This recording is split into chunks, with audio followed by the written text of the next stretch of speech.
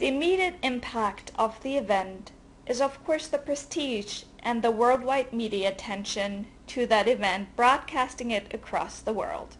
There is a global recognition that this event is staged by a world-class city. In contrast, though, economic activity usually drops off after the 10 years of investments in construction, the months of intense operations to prepare for the event, but all is done in the hope to increase tourism in the long term.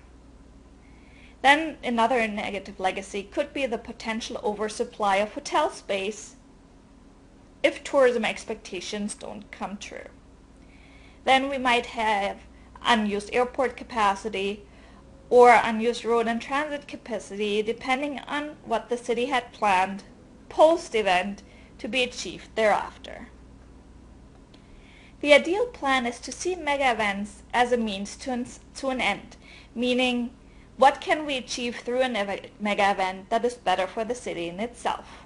However, not every city plans for good use after the event, because the immediate pressure to perform well and the focus on the event itself draws all the resources into those 4 weeks instead of planning for legacies in the long term.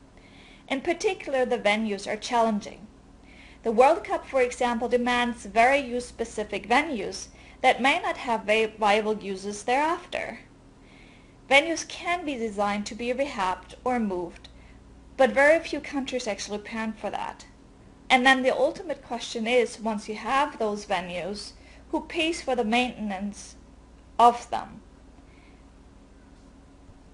Besides the venues in themselves, there's of course other infrastructure legacies like hotels, roads, public transportation, and the question is, how well do they serve the post-event populations? Do they improve travel flows throughout the city? And do they advance the plans the city had prior to the World Cup?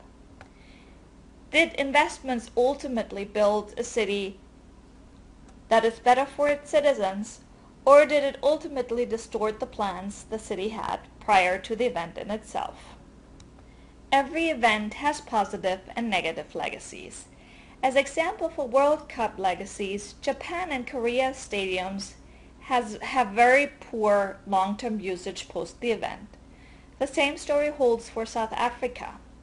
Stadia are rarely used, yet have really high maintenance costs. On the other hand, there's many positive legacies stemming from the World Cups. These could in particular be transport improvements, stadia that were designed for multi-use and multi-purpose, and especially soccer countries make great use of their world-class stadiums.